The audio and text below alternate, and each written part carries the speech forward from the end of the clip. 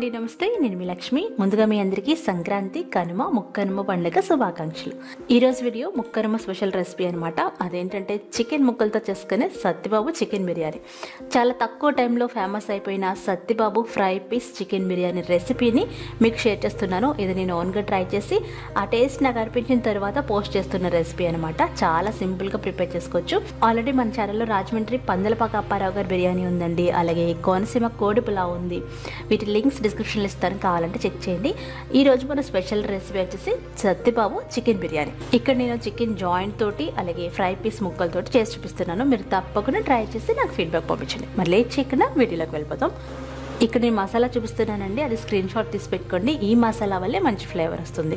1 table spoon biryani పువ్వు, 1 tea spoon జీలకర్ర, 1 tea spoon షాజీరా అసలు మిస్ చేయకండి. అలాగే 2 అంగుళాల దాల్చిన చెక్కలు, అలాగే 2-3 లవంగాలు, 2 అనాస పువ్వులు, 1 చిన్న జాపత్రి, అలాగే 1 table spoon kasuri methi, 1 table spoon ధనియాలు, అలాగే ఇంకా ఇంపార్టెంట్ వచ్చేసి 5-6 వరకు యాలక్కాయలు మిస్ చేయకండి. షాజీరా కూడా మిస్ చేయకండి.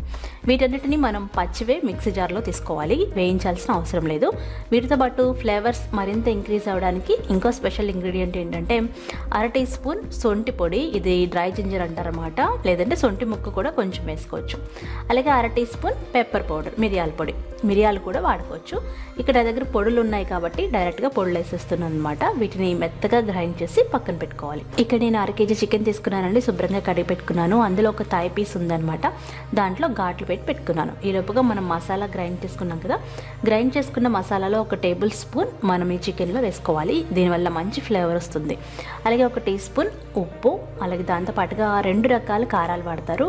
ఒకటి వచ్చేసి కాశ్మీరీ రెడ్ చిల్లీ పౌడర్, ఒకటి మనం ఇంట్లో వాడుకునే కూర కారం. మా కారంలో పసుపు ఉంది కాబట్టి ఎక్స్ట్రా నేను పసుపు వేయట్లేదు. మీరు కావాలనుకుంటే పసుపు కూడా వేసుకోవచ్చు. 5-6 టేబుల్ స్పూన్ల నూనె వేసి బాగా కలపాలి. ఉప్పు, కారం, మసాలా ఈ చికెన్ ముక్కలకి బాగా పట్టించాలన్నమాట. మనం థాయ్ పీస్ తీసుకున్నాం కదా, దాంట్లో ఘాట్లు పెట్టాం కదా, ఆ లోపలికి కూడా ఈ మసాలా వెళ్ళేలాగా చక్కగా కలుపుకోండి. ఇప్పుడు అందులో 3-4 టేబుల్ స్పూన్ల పెరుగు వేసుకోండి. పెరుగు ఆఖరిగా వేయాలి. పెరుగు వేసి బాగా కలిపేసి గంట పాటు పక్కన పెట్టుకోండి. మీరు ఫ్రిడ్జ్లో పెట్టుకుంటే ఇంకా బాగుంటుంది.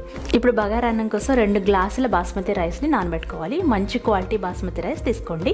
ఇవి 1/2 కేజీ ఉంటాయి అన్నమాట. ఈ బాస్మతి రైస్ని కూడా 2-3 సార్లు బాగా కడుక్కొని నిండుగా నీళ్లు పోసేసి అరగంట ఖచ్చితంగా నానబెట్టాలి. 1 గంట సేపు నానబెట్టినా పర్వాలేదు. ఇప్పుడు ఈ గ్లాసు కొలత గుర్తుపెట్టుకోండి. దీనికి మనం డబుల్ వాటర్ వేసేస్తాం అనమాట. ఎలా చేయాలో మీకు ప్రాసెస్ చూపిస్తాను, చూడండి. ఈ బియ్యం నానేలోపు మనం చికెన్ ఫ్రై చేసుకుందాం. యాక్చువల్లీ సత్తిబాబు బిర్యానీ సెంటర్లో అయితే 1 గంట వరకు ఫ్రై చేస్తారండి చికెన్ని. అంటే లో ఫ్లేమ్లో పెట్టేసి అలా కలుపుతూ వేయిస్తూ ఉంటారనమాట. అది పెద్ద ప్రాసెస్, ఎక్కువ టైం పడుతుంది. అలాగే మనం ఇక్కడ పెద్ద ముక్కలు తీసుకున్నాము, 1 థాయ్ పీస్ తీసుకున్నాము కాబట్టి నేను కొంచెం నూనె వేడి చేసి అందులో డీప్ ఫ్రై చేస్తున్నాను. ఒక 10 నిమిషాల వరకు మీడియం ఫ్లేమ్లో పెట్టుకుని డీప్ ఫ్రై చేసుకోవాలి. ఇలా 2 వైపులా తిప్పుకుంటూ ఉండాలి. ఇలా చక్కగా మనం డీప్ ఫ్రై చేసుకోవాలన్నమాట. ఈ డీప్ ఫ్రై చేసిన నూనెని మనం కూరల్లోకి వాడేసుకోవచ్చు. ఇలా అన్ని వైపులా కలుపుకుంటూ చక్కగా వేయించుకోవాలి. మనకి చక్కగా క్రిస్పీగా రావాలి. ఇలా వచ్చిన తర్వాత ఒకసారి తీసేసి మళ్ళీ నూనెని కాసేపు మరగనివ్వండి. ఇలా నూనె మరిగితే మనకి మరింత క్రిస్పీ వస్తుంది అనమాట. ఒక 2-3 నిమిషాలు మరిగిన తర్వాత మళ్ళీ ఇవి వేయించుకుని చికెన్ పీసెస్ వేసుకుని 2 వైపులా కలుపుకుంటూ చక్కగా వేయించుకుని తీసి పక్కన పెట్టుకోండి. ఒక టిష్యూ పేపర్లో పెట్టుకుంటే ఎక్స్ట్రా ఆయిల్ని అబ్జర్వ్ చేసుకుంటుంది. చూడండి చికెన్ ముక్క ఎంత బాగా వేగిందో మనకి ఇలా టచ్ చేస్తే తెలుస్తుంది అనమాట. మీరు తిని చూడొచ్చు, లేదనుకుంటే మరి కాసేపు వేయించుకోవచ్చు. అంతే. ఇవి పక్కన పెట్టేసుకొని అదే నూనెలో 4 ఉడికించుకుని గుడ్లని ఈ విధంగా ఫోర్క్తో ఘాట్లు పెట్టుకుని డీప్ ఫ్రై చేసుకోవాలి. ఎందుకంటే సత్తిబాబు చికెన్ బిర్యానీలో ఇలా డీప్ ఫ్రై చేసిన ఎగ్స్ ఇస్తారనమాట.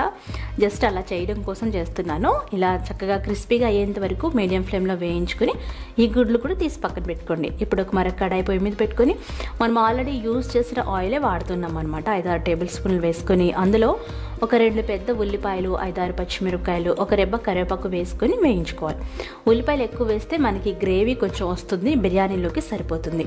ఈ ఉల్లిపాయలు కాస్త బ్రౌన్ కలర్ వచ్చేంత వరకు మీడియం ఫ్లేమ్లో పెట్టుకొని వేయించుకోవాలి.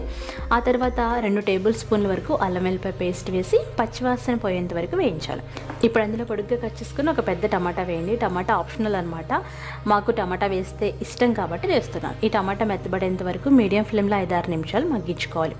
ఇప్పుడు కూడా అందులో మరి 2 కారాలు వేసుకోవాలి. 1 టీ స్పూన్ నార్మల్ కారం, 1 teaspoon Kashmiri red chilli powder, ఈ 2 వేస్తున్నాను అనమాట. అలాగే 1 టీ స్పూన్ వరకు గ్రీన్ చిల్లీ సాస్ వేస్తున్నాను. ఇది మిస్ చేయకండి, చాలా బాగుంటుంది.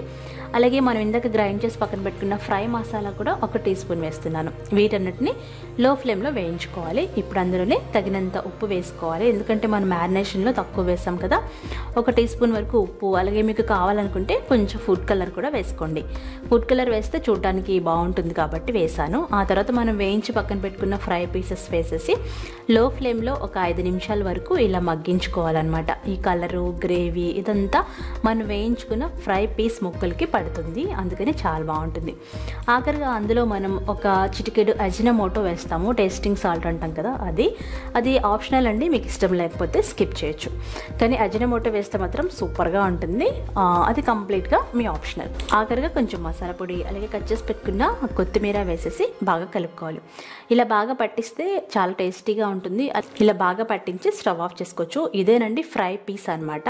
నాకైతే టేస్ట్ చాలా బాగా నచ్చేసింది. మీరు ఇలా ట్రై చేయండి. ఎప్పుడైనా ఫ్రై పీస్ తినాలనుకుంటే కూడా ఇలా ట్రై చేయొచ్చు.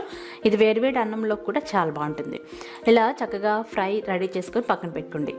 ఇప్పుడు మనం ప్లెయిన్ బగారా అన్నం వండుకుందాం. బగారా అన్నాన్నే వీళ్ళు సర్వ్ చేస్తున్నారనమాట, కాకపోతే వాడుక భాషలో బిర్యానీ అంటాం కదా.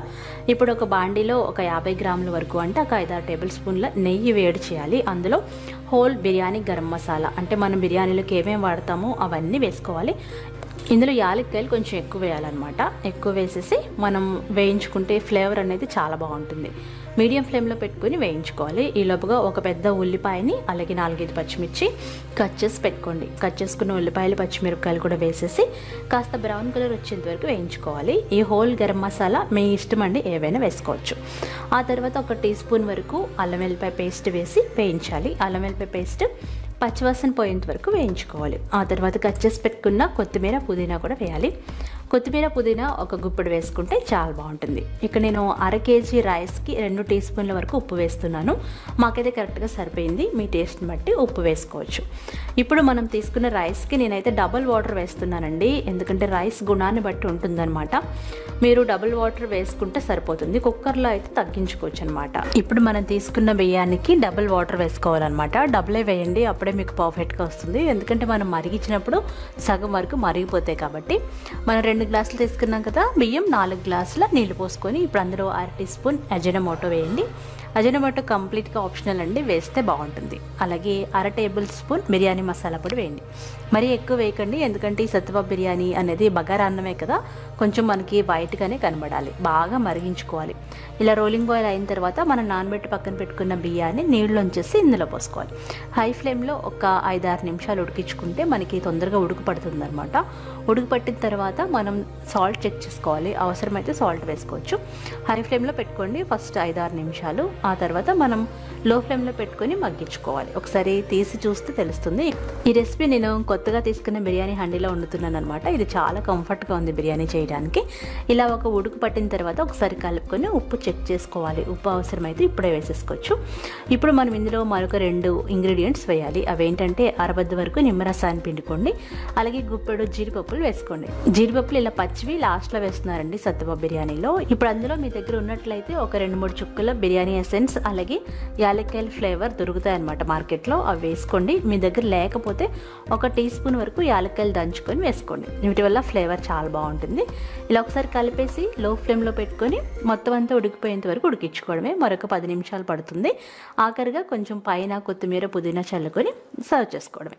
అంతేనండి, లో ఫ్లేమ్లో ఉడికించుకోండి మొత్తం ఉడికిపోయేంత వరకు. ఆ తర్వాత స్టవ్ ఆఫ్ చేసుకొని మరొక 10 నిమిషాలు అలా ఉంచి తర్వాత సర్వ్ చేసుకోవాలి. ఇక నేను మంచిగా సర్వింగ్ చేయడానికి అని చెప్పి ఒక బౌల్లో తీసుకొని దాన్ని ఒక గిన్నెలోకి బోర్లిస్తున్నాను అనమాట.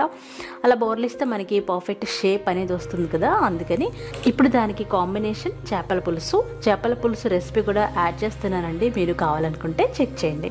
ఇది ఆల్రెడీ నేను పాతదే పెట్టాను అనమాట. ఇప్పుడు దాని మీద మనం తయారు చేసి పక్కన పెట్టుకున్న ఫ్రై పీసెస్, అలాగే బాయిల్డ్ ఎగ్స్ సూపర్గా ఉంటుంది. మీరు కావాలంటే ఓన్లీ ఫ్రై పీస్ కూడా ట్రై చేయండి, చాలా టేస్టీగా ఉందన్నమాట.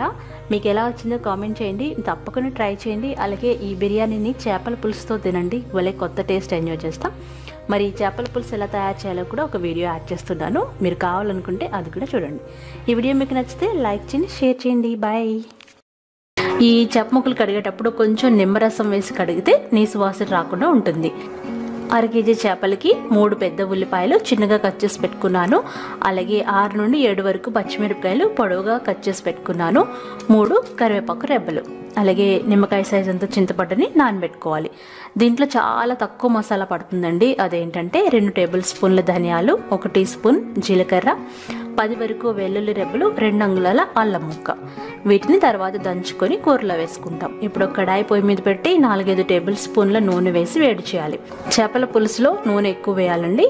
ఆ తర్వాత మనం కట్ చేసి పెట్టుకున్న ఉల్లిపాయ పచ్చిమిర్చి వేసి మీడియం ఫ్లేమ్లో ఇవి కొంచెం మెత్తబడేంత వరకు వేయించుకోవాలి. చూసారు కదా, ఇక్కడ కొంచెం కలర్ మారినాయి కదా, ఇలా ట్రాన్స్పరెంట్గా అయినప్పుడు మనం కడిగి పెట్టుకున్న చేప ముక్కలు వేసేసేయాలి. మీకు నచ్చిన ఏ చేప అయినా తీసుకోవచ్చండి. అందులో 1/2 టీ స్పూన్ పసుపు, 1/2 టీ స్పూన్ ఉప్పు వేసి బాగా కలుపుకోవాలి. మనం వేసిన వెంటనే కాబట్టి ఇలా చిన్న గరిటెతో ఒకసారి చేప ముక్కలు కదపొచ్చు అనమాట. అంతేకాని కూర ఉడికేటప్పుడు మాత్రం గరిటె పెట్టకూడదు. ఇలా బాగా కలిపి మూత పెట్టి 2 నిమిషాలు మగ్గించుకోవాలి. 2 నిమిషాలు అయిన తర్వాత ఇప్పుడు అందులో 1/2 లీటర్ నుండి 3/4 లీటర్ వరకు నీళ్లు పోసుకోవచ్చు. హై ఫ్లేమ్లో మాత్రమే ఉడికించుకోవాలి. ఇప్పుడు అందులో 3 టీ స్పూన్ల కారం వేయాలి. ఇక్కడ నేను మిల్లు పట్టించిన కారం వాడుతున్నానండి, అది చాలా టేస్టీగా ఉంటుంది. మీకు కూడా వీలైతే మిల్లు పట్టించిన కారం చేపల పులుసులో వాడుకోండి. ఇప్పుడు తగినంత ఉప్పు వేసుకొని ఇలా బాండిని కదపాలి. అలా కదిపితే మనకి ఉప్పు కారం బాగా కలుస్తుంది అనమాట. ఇలా బాండిని కదిపితే మనం వేసిన ఉప్పు కారం చక్కగా కలుస్తుంది అనమాట పులుసులో. ఇప్పుడు మనం నానబెట్టి పెట్టుకున్న చింతపండు పులుసు వేసి హై ఫ్లేమ్లో 10 నిమిషాలు ఉడికించుకోవాలి. మూత పెట్టి హై ఫ్లేమ్లో ఉడికించుకోవాలి. చూసారు కదా, ఇలా కొతుకుతామని ఉడుకుతూ ఉంటుంది. ఇలా ఉడికేటప్పుడు ఒక 2 రెబ్బల కరివేపాకు వేసుకోండి. చేపల కూరని ఫస్ట్ హై ఫ్లేమ్లో వండుకోవాలండి. ఫస్ట్ 10 నిమిషాలు హై ఫ్లేమ్లోనే ఉడికించాలి. 10 నిమిషాలు అయిన తర్వాత మనం మీడియం ఫ్లేమ్లోకి పెట్టుకోవాలి. ఇది ఉడుకుతూ ఉంటుంది. ఈ లోపుగా మనం మసాలాని దంచుకుందాం. ధనియాలు, జీలకర్ర ముందుగా దంచాలి. ఆ తర్వాత అల్లం వెల్లుల్లిపాయ వేసి దంచుకోవాలి. ఇలా మీరు మిక్సీ జార్లో కూడా చేసుకోవచ్చు. ఇక్కడ నా దగ్గర చిన్న రోల్ ఉంది కాబట్టి ఇందులో దంచుతున్నాను అనమాట. ఇలా మెత్తగా మసాలాని దంచుకోవాలి. చూసారు కదా, ఈ విధంగా తయారవుతుంది. ఇప్పుడు కుతుకుతామని ఉడుకుతున్న చేపల కూరలో ఈ మసాలా వేసుకోవాలి. ఇప్పటికి నేను 10 నిమిషాల వరకు ఉడికించానండి. మసాలా వేసి ఈ విధంగా బాండిని కదపాలి. చూసారు కదా, చక్కగా బాండిని కదుపుకోవాలి. అలా 10 నిమిషాలు అయిన తర్వాత మీడియం ఫ్లేమ్లో పెట్టుకొని అవసరమైతే తగినంత ఉప్పు వేసుకొని ఈ గ్రేవీ దగ్గర పడేంత వరకు ఉడికించుకోవాలి. ఆఖరిగా కొత్తిమీర చల్లుకోవాలి. ఎప్పుడైతే చేపల పులుసులో నూనె పైకి తేలుతుందో అప్పుడు కూర రెడీ అయిపోయినట్టు అర్థం. అప్పుడు వెంటనే స్టవ్ ఆఫ్ చేసి సర్వ్ చేసుకోవాలి. చేపల కూర అప్పటికప్పుడు తినడం కంటే నెక్స్ట్ డే తింటే సూపర్గా ఉంటుందండి. ఈసారి ఇలా సింపుల్గా ట్రై చేయండి, చాలా చాలా టేస్టీగా ఉంటుంది.